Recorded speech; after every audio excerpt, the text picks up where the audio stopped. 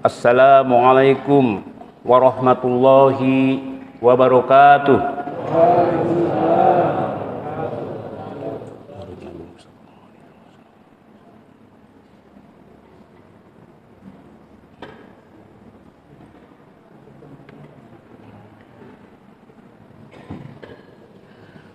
Alhamdulillahirabbil alamin wal 'aqibatu lil muttaqin wala udwana illa 'alal zalimin.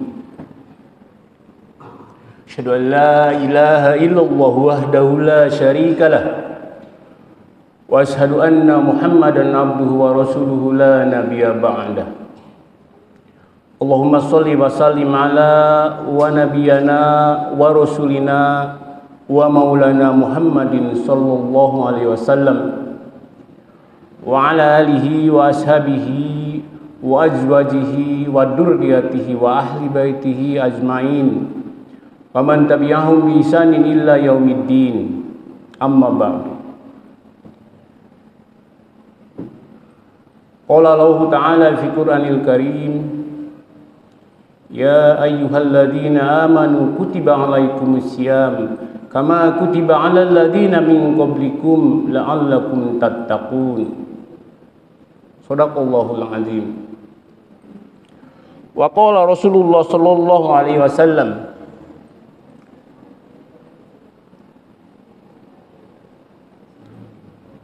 roja'na minal jihadil asghari ilal jihadil akbari a'da'uka allati baina jambaika.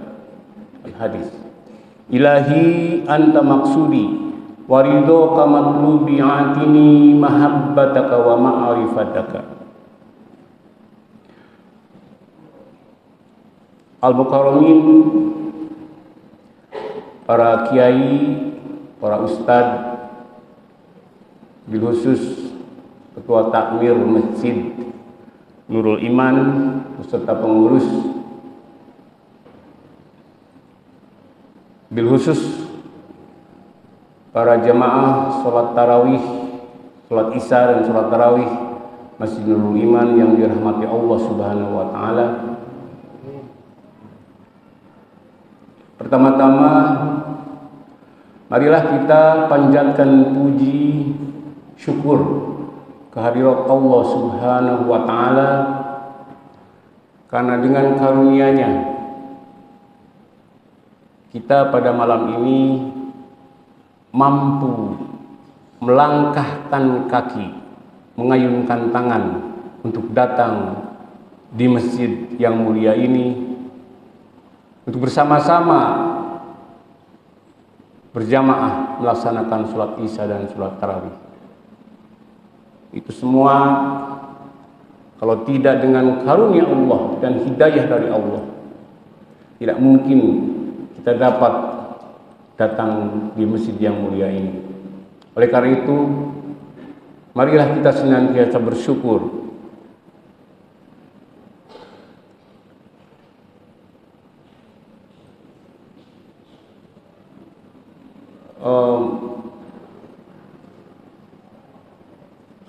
memuji-muji Allah dengan pujian yang terbaik, berzikir kepada Allah dengan zikir yang afdal atas segala karunia dan rahmat yang telah diberikan kepada kita. Allah berfirman, wa in ta'uddu ni'matallahi la tuhsuha. Kalau kalian menghitung-hitung nikmatku, kata Allah, tidak mungkin kalian mampu menghinggakannya. Mudah-mudahan yang tidak dapat hadir karena sakit, karena uzur yang lain, mereka diangkat penyakitnya oleh Allah, diberikan kesehatan yang sempurna sehingga dapat istiqomah melaksanakan ibadah Ramadan di bulan yang sangat mulia ini. Hadirin jamaah yang dimuliakan Allah Subhanahu wa Ta'ala,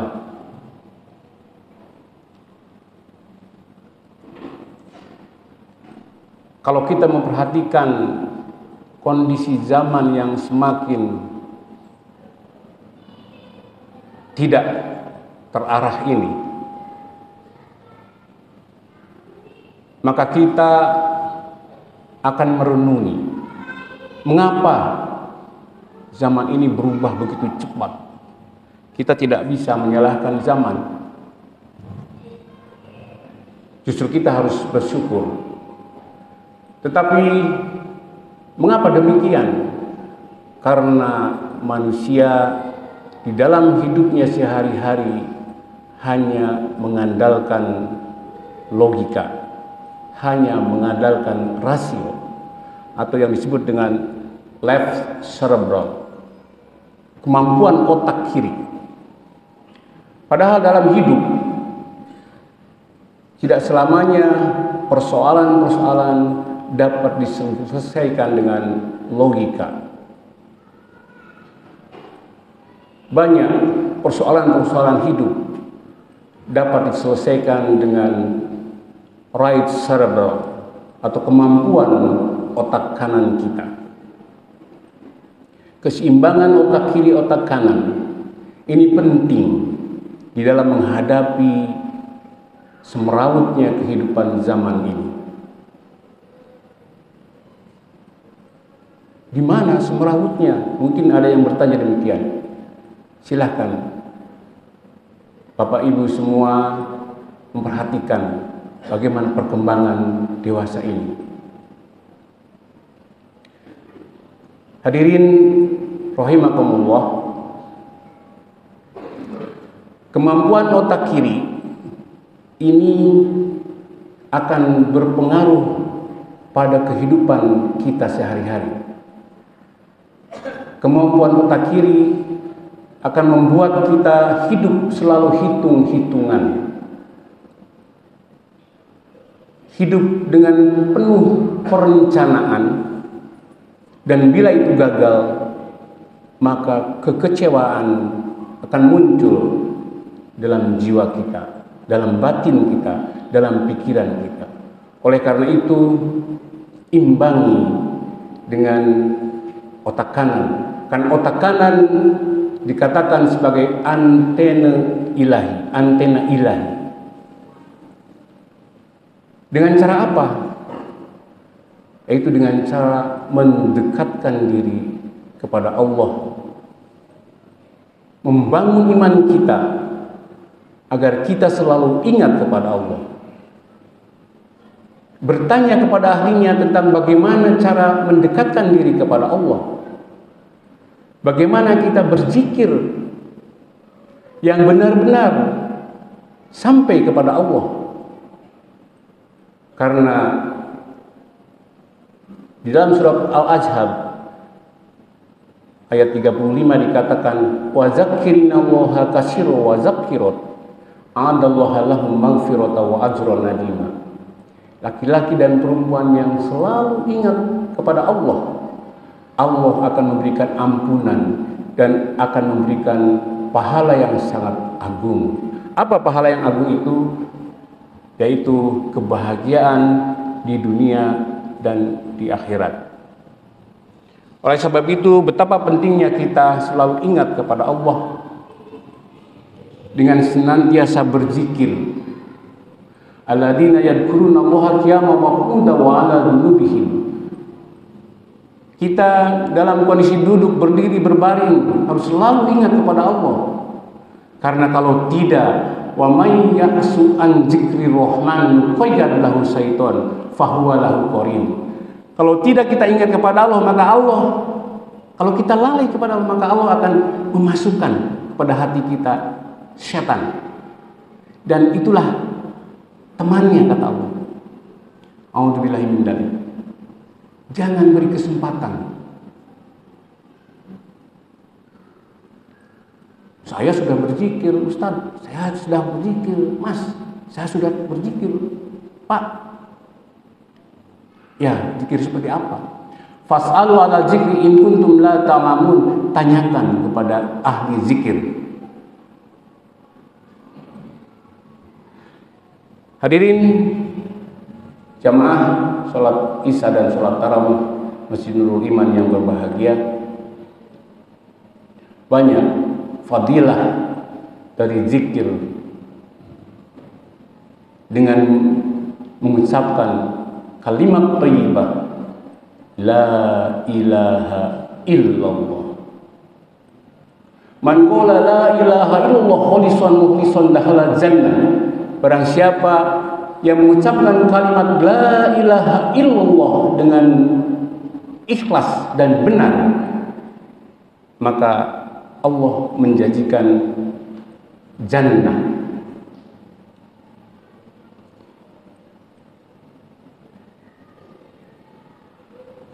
Lalu saya sudah berzikir la ilaha illallah.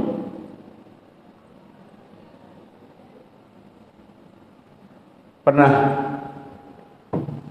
apalagi kita sedang berpuasa ini, hakikat dari puasa itu sebenarnya menahan hawa nafsu.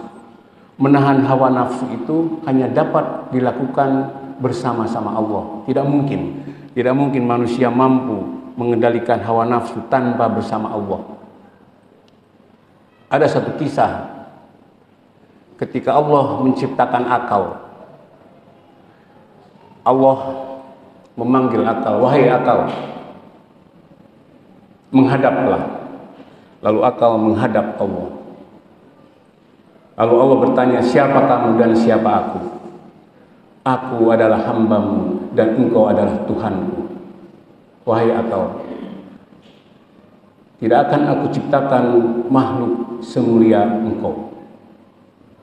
Tetapi ketika Allah menciptakan nafsu, Allah memanggil, wahai nafsu, menghadaplah. Lalu nafsu tidak bergeming. Lalu Allah bertanya, siapa kamu dan siapa aku? Aku adalah aku dan engkau adalah engkau, kata nafsu. Lalu Allah menyiksanya selama 100 tahun di dalam neraka Jahim. Setelah 100 tahun dibangunkan kembali, wahai nafsu, menghadaplah. Nafsu tidak bergeming. Lalu Allah bertanya, siapa engkau dan siapa aku?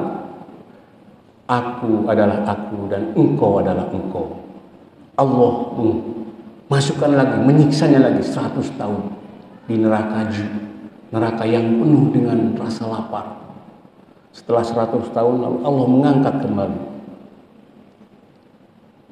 Lalu Allah bertanya, nafsu menghadaplah. Baru nafsu menghadap. Lalu Allah bertanya, siapa kamu dan siapa aku? Aku adalah hambamu dan engkau adalah Tuhanku. Allah saja, sang pencipta nafsu, meluluhkan nafsu 200 tahun setelah disiksa. Siapa kita? Siapa kita? Kita mampu tidak?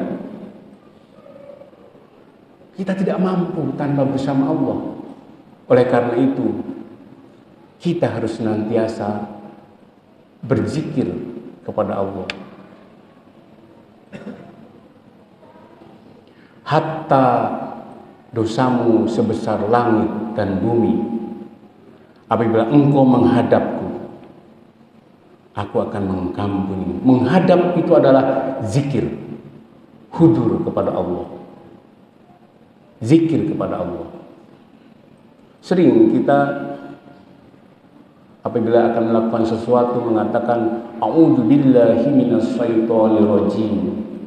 Artinya, aku berlindung kepada Allah dari godaan setan yang terkutuk.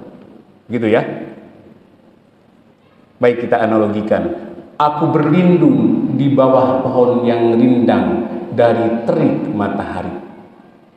Tapi kita tidak pernah itu datang ke pohon yang rindang. Apakah kita akan kepanasan? Kepanasan terus kan ya? Oleh karena itu, ketika kita mengatakan a'udzubillahi minasyaitonir rajim, aku berlindung kepada Allah dari godaan setan yang terkutuk. Kita harus berlindung kepada Allah.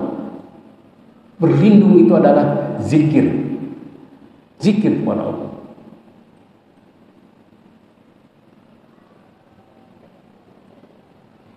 Berapa kali kita ingat, saya Maaf, saya akan cerita sedikit.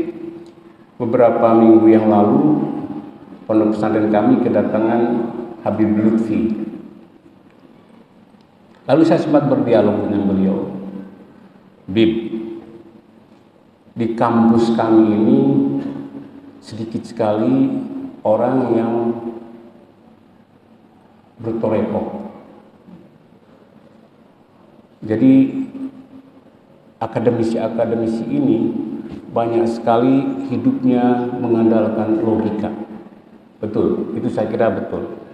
Kecuali di kampus-kampus yang bernuansa Islam seperti UIN, Nahdlatul Ulama, NU, dan lain sebagainya. Kebanyakan di kampus-kampus yang negeri, yang di bawah Depdikbud. Ini logika di dalam kehidupan sehari-harinya memang demikian. Di frame-nya itu memang harus demikian. Logika digunakan. Kalau tidak pakai logika, digasak tuh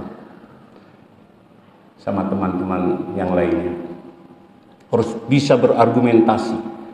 Kalau berdialog harus bisa mengalahkan orang lain. Itu di kampus. Saya tanya, bagaimana caranya agar kami bisa mendekati teman-teman yang hanya menggunakan logika?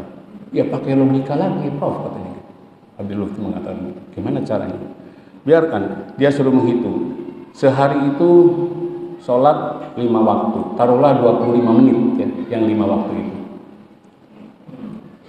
1 bulan, silakan dihitung berapa hari sholat. Hanya 6,25 hari, selama 30 hari. Kita ibadah sholat hanya 6,25 hari saja. 1 tahun itu berapa? Hitung silakan. Jadi hari-hari yang lainnya dipakai apa? Dipakai apa?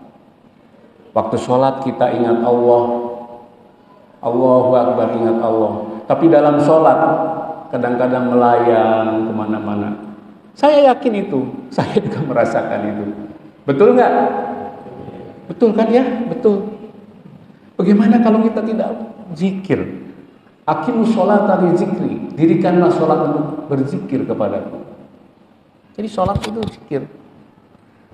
Zikir yang mana? Ya itu zikirnya harus diajari ya, harus diajari. Jadi kita punya zikir ismu zat yang jangankan manusia, malaikat pun tidak tahu kalau manusia sedang berzikir di dalam hati. Ya ini harus kita pelajari. Di mana belajarnya? Boleh kalau ada yang mau, silakan ke Pak Haji Nanang ini, nanti saya bantu. Jadi sehari ini aktivitas kita itu apakah bernilai ibadah kalau tidak berzikir? Saya kira tidak. Bayangkan sudah usia 50 tahun lah atau 30 tahun. Sholat kita masih diancam oleh Allah, dicelaka-celakakan. Fawailul lil musallina ladina hum an sholatihim sahun. Sholat kita sahun, diancam oleh Allah. Karena kita ketika sholat, hati kita, pikiran kita melayang-layang kemana-mana. Melayang-layang ketika bulan puasa, ingat apa hari ini takjilnya. Mama bikin apa hari ini? Lagi sholat maghrib, belum buka ini baru takjil. Aduh, aku mau makan apa nanti? Pikiran kita kemana-mana begitu. Udahlah, tidak usah membohongi diri sendiri. Saya merasakan itu. Saya merasakan itu. Alhamdulillah. Kalau kita senantiasa dibarengi dengan hidup ini dengan zikir, maka hidup kita akan illah, tujuannya adalah Allah, lillah karena Allah, dan billah bersama Allah. Bahagia itu Bapak Ibu, bahagia itu ada 2. Bahagia karena karunia Allah. Jadi bahagia karena karunia Allah itu, kalau kita dapat karunia Allah, dapat rezeki, itu baru ingat Allah. Alhamdulillahirabbil alamin. Tapi yang dituju itu rezekinya. Alhamdulillahirabbil alamin, dapat uang 5 juta, dapat gitu kan ya. Yang dituju itu rezekinya itu. Itu bahagia karena karunia Allah. Tapi ada bahagia karena Allah atau karena bersama Allah. Nah, yang harus kita tuju itu adalah bahagia bersama Allah. Jadi yang namanya Rabbana atina fid dunya hasanah wa fil akhirati hasanah, itu harus bahagia bersama Allah. Jadi di dunia bersama Allah dan di akhirat bersama Allah. Bukan di dunia bersama rezeki Allah, tetapi di akhirat tadi nanti tidak bersama Allah. Percuma kita. Karena tujuan kita adalah bertemu dengan Allah, masuk surganya Allah. Jadi di dunia ini harus bahagia bersama Allah. Bersama Allah itu adalah zikir. Ketika mengatakan alhamdulillahirabbil alamin, itu baru bersyukur SMS. Kalau tidak berzikir, SMS kepada Allah. Alhamdulillahirabbil alamin, ya Allah, SMS saja. Kita tidak ingat Allah. Wa dzakkirinallah, maaf. Idza dzakartani syakartani wa idza nasyitani kafartani, kata Rasulullah. Apabila kamu berzikir kepadaku, maka itu tandanya kamu bersyukur. Tapi kalau kalian lupa kepadaku, tidak ingat kepadaku, lalai kepadaku, maka itu tandanya kamu kufur kepadaku. Idza dzakartani syakartani wa idza nasyitani kafartani. Jadi yang namanya syukur itu adalah zikir lagi. Jadi semua kehidupan ini akan bermuara pada zikrullah, zikir kepada Allah. Bapak Ibu, mudah-mudahan kita dijadikan hamba-hamba Allah yang senantiasa ingat kepada Allah, berzikir kepada Allah, dan kita diistiqomahkan untuk menjalankan ketaatan kepada Allah, sehingga kita mendapatkan karunia Allah bersama Allah dan kebahagiaan di dunia dan di akhirat. Wa'afu minkum billahi taufiq wal hidayah. Assalamualaikum warahmatullahi wabarakatuh.